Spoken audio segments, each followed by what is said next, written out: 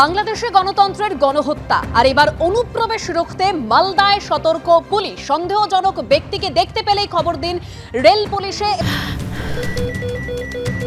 ক্যান্সারে নেই আর ভয়, NCRI হবে এর জয়। আপনাদের ভরসা নেতাজি সুভাষচন্দ্র বোস ক্যান্সার হসপিটাল। এবং এই সংক্রান্ত বিস্তারিত খবর জানবো আমাদের প্রতিনিধি করুণাময় সিংহ আমাদের সঙ্গে রয়েছেন। অন্যদিকে আরো একটি যে খবর, যে গুলিতে বাংলাদেশি পাচারকারী মৃত্যুর পর জলপাইগুড়িতে বিএসএফ এর জনসংযোগ অভিযান, এবং এই সম্পর্কে জানবো আমাদের অপর প্রতিনিধি রাজা চট্টোপাধ্যায় আমাদের সঙ্গে রয়েছেন। প্রথমেই মালদা থেকে করুণাময় সিংহ। করুণাময়, দেখো, যে কেন্দ্রীয় গোয়েন্দা সংস্থা তাদের তরফে মালদা রেল পুলিশকে সতর্ক করা হয়েছে।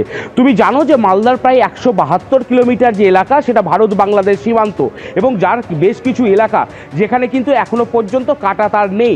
স্বাভাবিকভাবে বিএসএফের নজর এড়িয়ে অনুপ্রবেশ হতে পারে এই মালদা সীমান্ত হয়ে, এবং এই অনুপ্রবেশের মধ্যে মৌলবাদীরাও মালদায় প্রবেশ করতে পারে।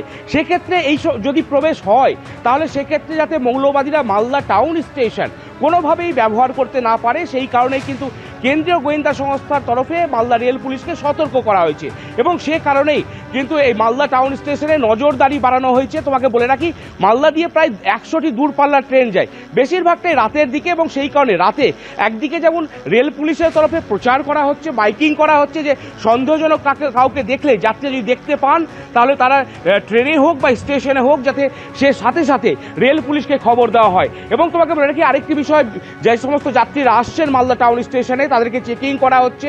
স্নিফার ডগ, কুকুর রয়েছে, সেই কুকুর দিয়েও তল্লাশি চালানো হচ্ছে, এবং এরই পাশাপাশি কিন্তু জিআরপি এবং বিএসএফের সাথে সম্পর্ক রেখে চলেছেন।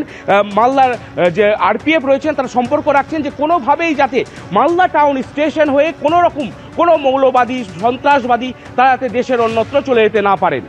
একেবারে করুণাময়, অর্থাৎ একদিকে অনুপ্রবেশ রুখতে মালদা পুলিশ তারা যথেষ্ট সক্রিয়, সেখানে বিভিন্ন রকম ব্যবস্থা গ্রহণ করা হচ্ছে। অন্যদিকে জলপাইগুড়ির ছবি আপনাদের সামনে রাখবো, যেখানে বিএসএফ এর জনসংযোগ অভিযান। বিএসএফ এর কর্তারা গ্রামবাসীদের সঙ্গে বৈঠক করেছেন, সীমান্তে অনুপ্রবেশ নিয়ে সচেতন করেছেন, কিন্তু সেই গ্রামবাসীরাই, স্থানীয়রাই বলছেন যে বিএসএফ এর দেখাই পাওয়া যায় না। সরাসরি কথা বলবো, রাজা চট্টোপাধ্যায় রয়েছেন আমাদের সঙ্গে। রাজা, হ্যাঁ দেখো, এই অভিযোগ করছে মানিকগঞ্জ এলাকায় যেই সমস্ত ডিসপুট এলাকা রয়েছে, যেখানে তোমার কাঁটাতারের বেড়া এখনো হয়নি, সেই সমস্ত এলাকার গ্রামবাসী যারা রয়েছে তারা কিন্তু একটা অভিযোগ করছে যে যেহেতু এখানে বরাবরই স্বাধীনতার পর থেকে কাঁটাতারের বেড়া এখানে হয়নি, যেহেতু ডিসপুট ল্যান্ড রয়েছে, যার কারণে এখানে কাঁটাতারের বেড়া এখন পর্যন্ত বিএসএফের আধিকারিকরা বা বিএসএফের পক্ষ থেকে করতে পারেনি। সেই সব এলাকা দিয়ে কিন্তু মানুষ ঢুকছে রাতের অন্ধকারে। তুমি জানো, এখন রাতের অন্ধকারে প্রচুর কুয়াশা ঢেকে যায় এলাকা, সেই কুয়াশাকে কেন্দ্র করে কিন্তু তারা কিন্তু ঢোকার চেষ্টা করছে, এবং কিছু অপরিচিত ব্যক্তিকে গ্রামবাসীরা দেখেছে, তারা কি উদ্দেশ্যে ভারতে ঢুকছে সেটা কিন্তু কারো জানার নাই। এবং এই ঘটনা কিন্তু বিএসএফের কাছে খবর গেছে, এবং বিএসএফের তরফ থেকে 93 যে ব্যাটালিয়ান রয়েছে, সেই ব্যাটালিয়ানের আধিকারিকরা কিন্তু বিভিন্ন গ্রামে, যেখানে তুমি দেখেছো যে অনুপ্রবেশকারীকে গুলির ইয়েতে মৃত্যু হয়েছিল, সেখানে কিন্তু সেই সব এলাকা, এবং বেরুয়ারি একাধিক এলাকা, মানিকগঞ্জের একাধিক এলাকায় কিন্তু বিএসএফের আধিকারিকরা কিন্তু তারা সচেতন করছে, গ্রামবাসীদের বোঝাচ্ছে অপরিচিত ব্যক্তি দেখলে সঙ্গে সঙ্গে যেন ক্যাম্পে খবর দেওয়া হয়, এবং গতিবিধি তার কথা কি বলছে, কি ভাষায় কথা বলছে, সেটাও কিন্তু বিএসএফের তরফ থেকে লক্ষ্য করতে রাখা হয়েছে গ্রামবাসীদের।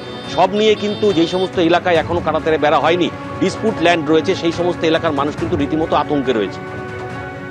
একেবারেই ধন্যবাদ রাজা, ধন্যবাদ করুণাময়। জলপাইগুড়িতে বিএসএফ এর জনসংযোগ অভিযান, গ্রামবাসীদের সঙ্গে কথা বলেছেন বিএসএফ কর্তা, কিন্তু গ্রামবাসীরা অর্থাৎ স্থানীয়রা কি অভিযোগ করছেন শোনাবো।